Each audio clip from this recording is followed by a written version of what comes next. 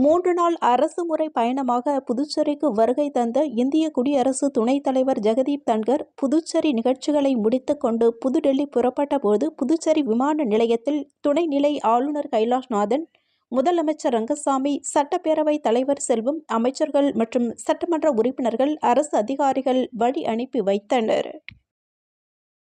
புதுச்சேரிக்கு வருகை புரிந்த துணை ஜனாதிபதியை சந்தித்த சட்டமன்ற உறுப்பினர் நேரு தலைமையிலான பொதுநல அமைப்பினர்கள் புதுச்சேரிக்கு மாநில அந்தஸ்து வழங்க கோரி கோரிக்கை மனு அளித்தனர்.